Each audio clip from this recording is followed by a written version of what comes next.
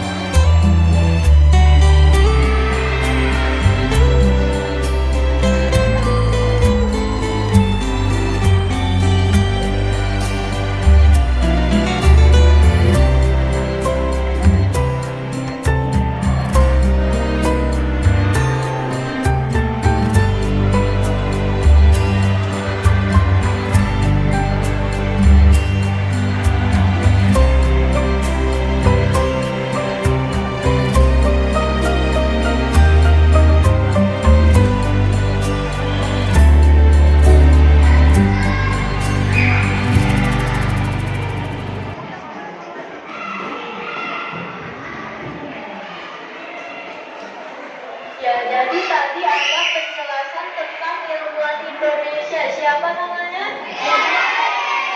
B.J. Habibie, Baharudin Yusuf Habibie. Beliau adalah ilmuwan Indonesia yang sudah diakui dunia.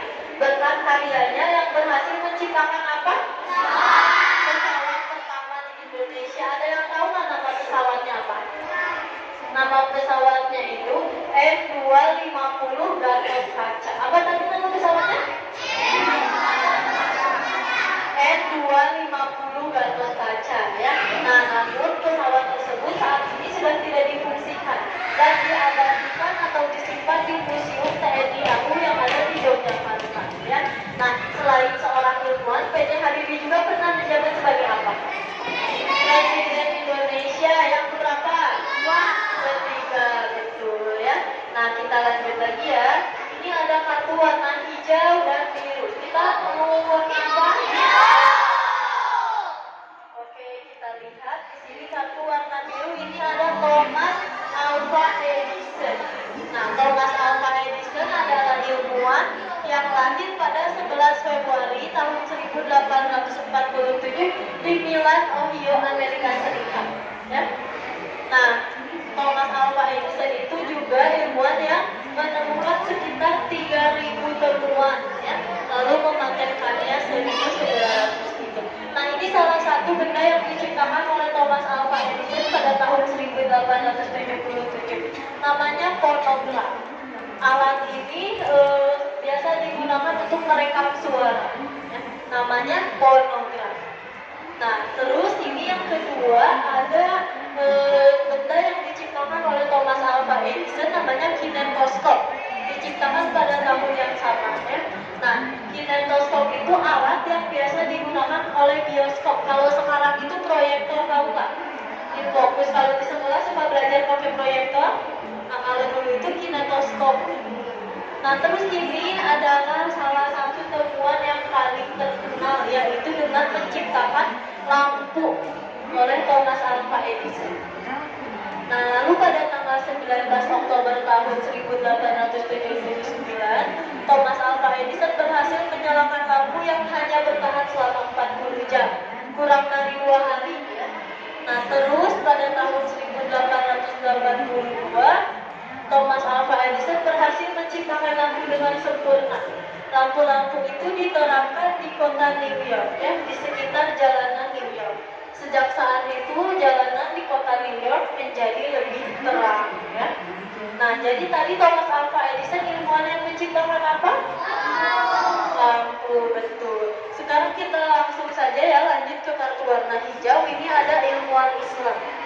Nah, ini ilmuwan Islam namanya Ibnu Sina. Pernah dengar nggak?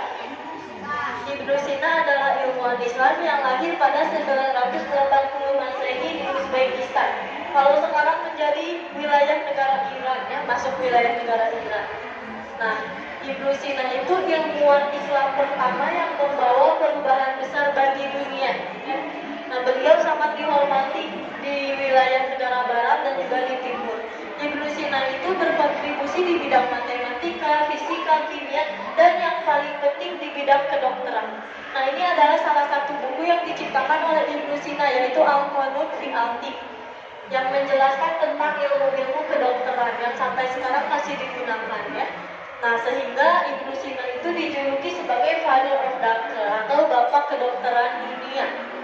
Menurut Ibnu Sina, sakit itu tidak hanya disebabkan oleh fisik yang lemah, tapi juga oleh hati dan pikiran yang sedang bermasalah. Makanya kalau kita lagi down, lagi ada masalah, suka meriang ya. Nah, karena sakit itu tidak disebabkan oleh fisik yang lemah ya. Nah, kemudian Ibnu Sina juga merupakan seorang rohaniawan. Beliau berhasil menghafalkan Al-Quran pada saat berusia 10 tahun. Hebat ya? Nah, selain itu, Ibnu Sina juga merupakan ilmuwan yang menemukan manfaat etanol atau alkohol. Tahu nggak alkohol? Yang biasa digunakan untuk membersihkan peralatan medis ya. Nah, dan juga Ibnu Sina itu merupakan ilmuwan yang menemukan teori penularan pada penyakit TBC. Jadi tadi kita sudah mengenal berapa ilmuwan? 3 ilmuwan. Yang pertama tadi siapa? Ilmuwan yang menciptakan apa? Pesawat pertama di Indonesia. Nama pesawatnya masih ingat nggak? Apa? E250 Gatot Kaca. Terus yang kedua ada siapa?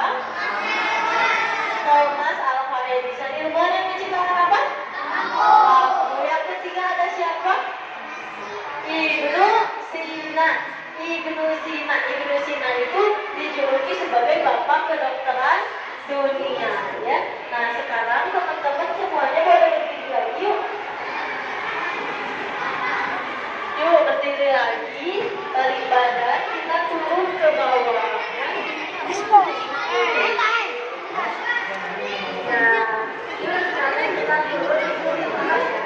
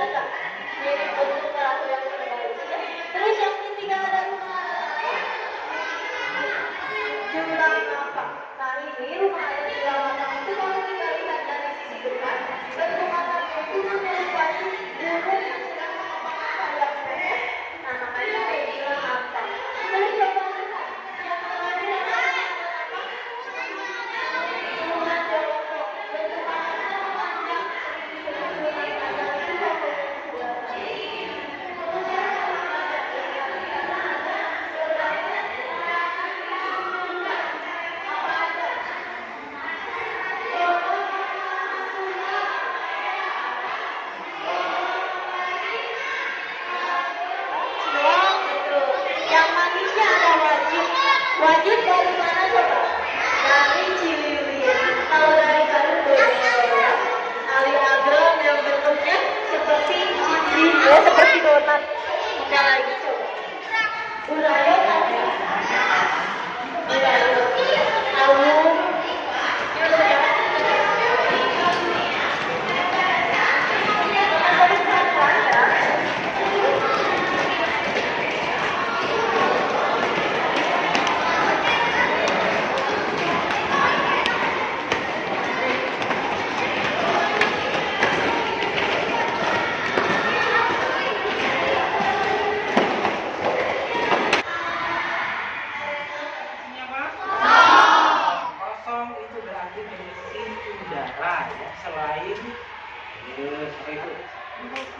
Halus sih, nggak kelihatan mata enggak, tapi di sini enggak, jadi kosong ya, kosong ini isinya udara, ini isinya air.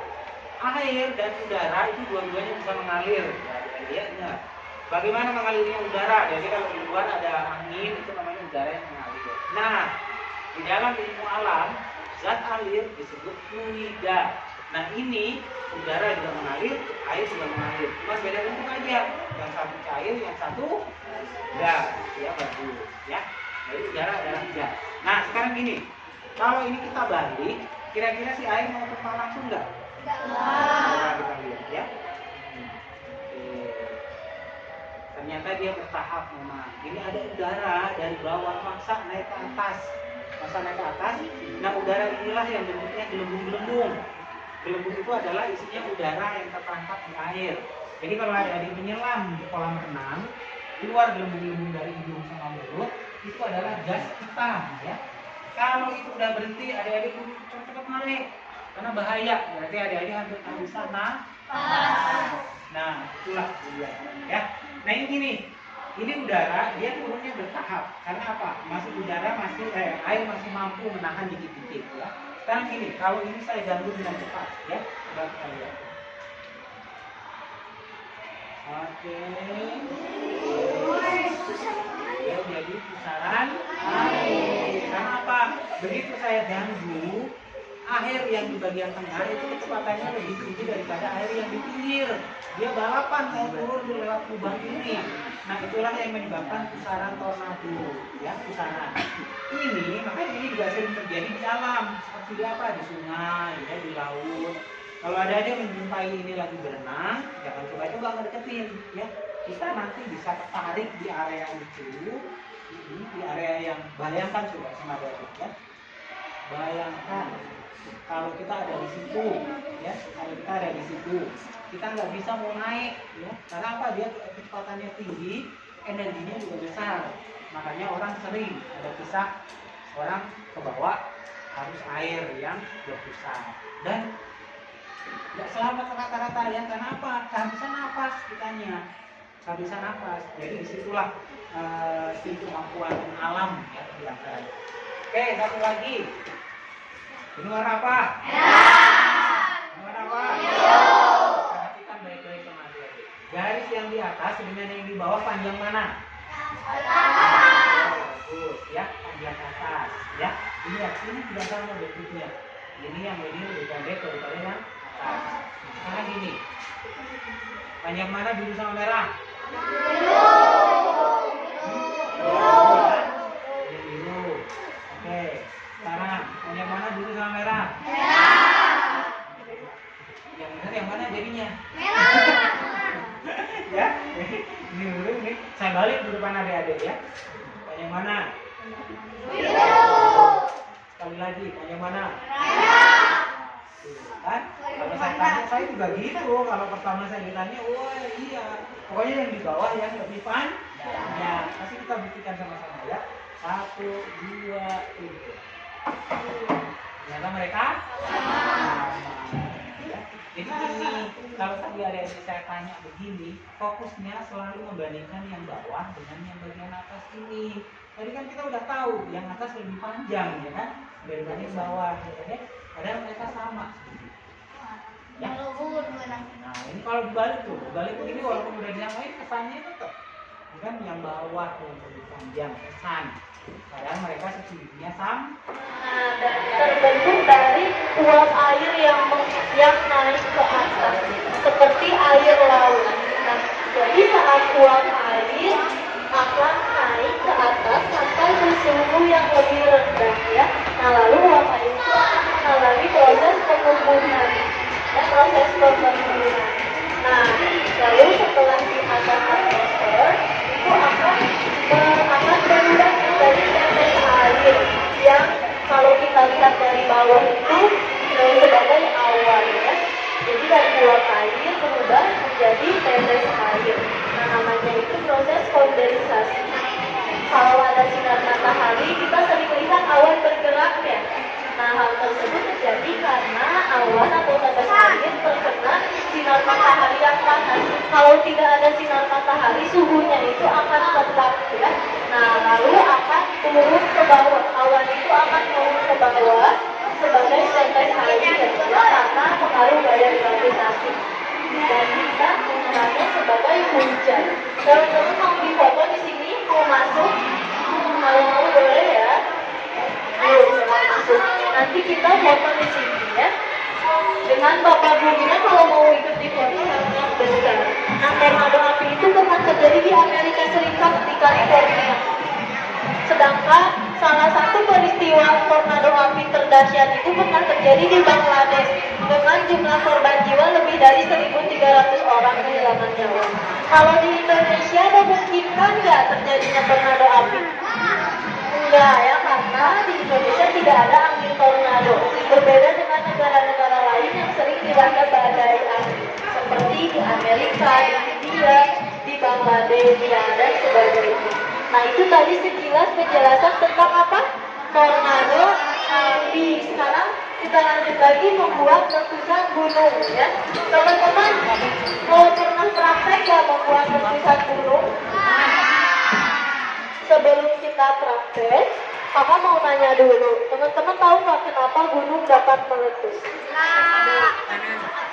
Iya betul, karena adanya endapan magma di dalam perut bumi yang didorong oleh tekanan gas yang sangat tinggi, sehingga gunung itu meletus. Kalau gunung meletus mengeluarkan apa? Lava, terus apa lagi? Ya, awan panas, terus apa lagi? Lahar ya, ada lahar panas, ada lahar dingin. Ya, bisa juga mengeluarkan asap, tapi itu merupakan ciri-ciri akan terjadinya gunung meletus. Apa saja coba selain mengeluarkan asap? Ya, itu letusan yang dikeluarkan. Kalau ciri-ciri akan terjadinya gunung meletus itu terjadinya gempa, banyak terjadi gempa, terus apa lagi? Terjadinya awan panas. Terus apa lagi? Terdengar suara gemuruh. Terus hewan yang ada di gunung itu akan turun ke pemukiman. Terus tumbuhan banyak yang mati.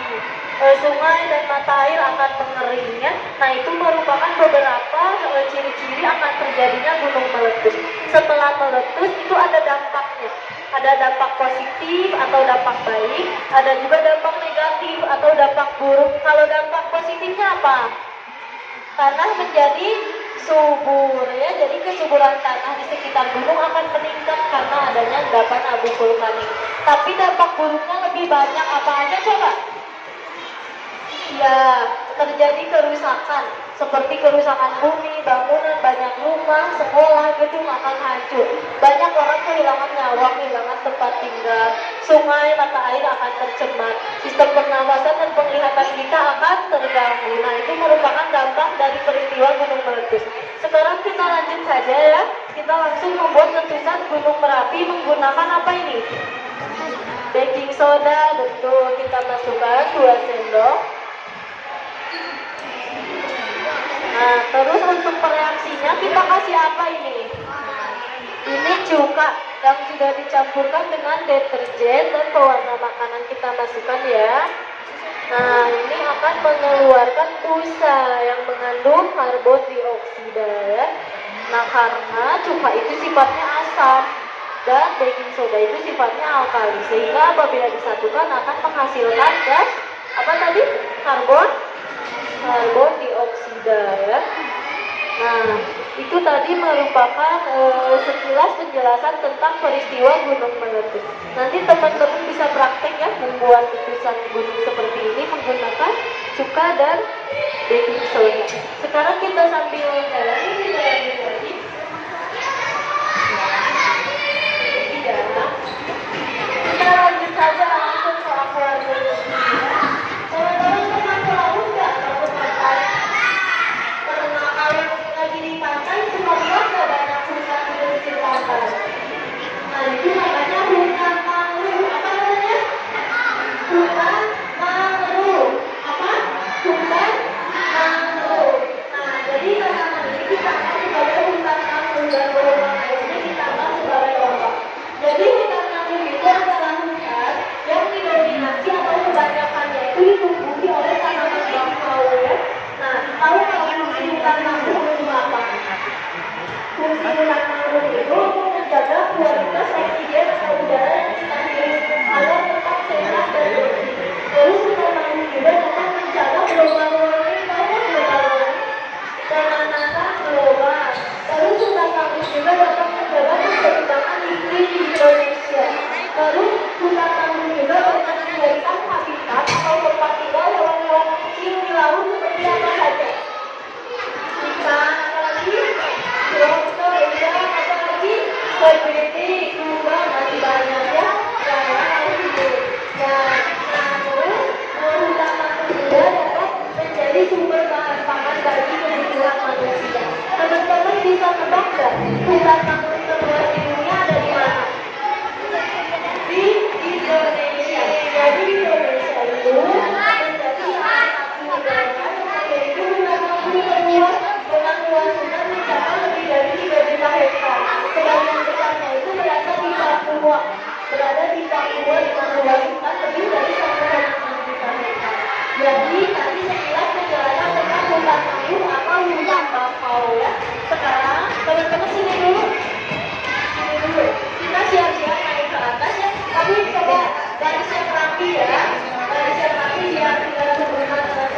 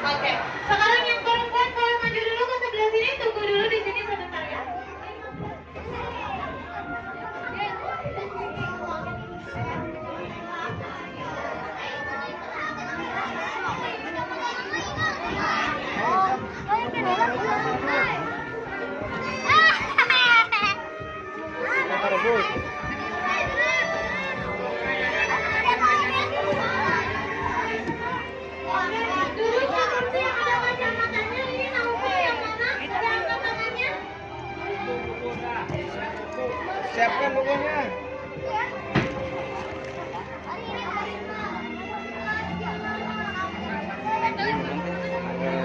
Tiga dimen. Empat dimensi.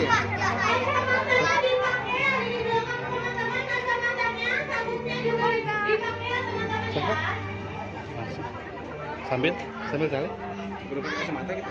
Ayo kacamata di mana? Ayo. Di situ. Itu tuh. Itu yang depan sana tuh, Pak.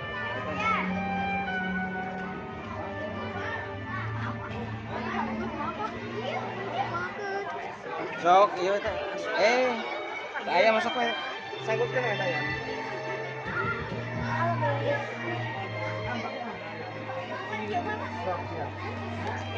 Kalau ngaya sangkutnya sangkutkeun.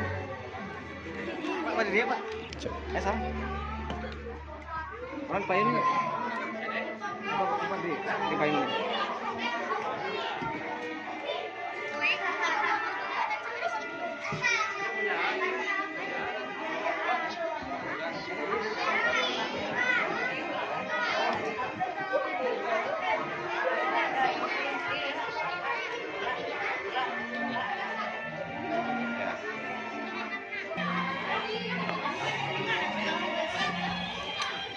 Nangis maghribnya. Maghrib guys. Udah semua udah pada dipakai kacamatanya udah.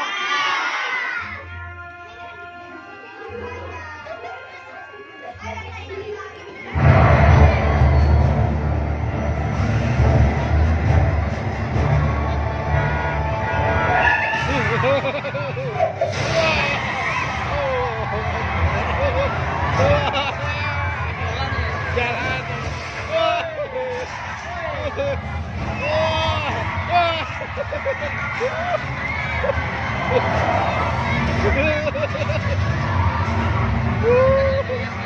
Iya, diganti langsung.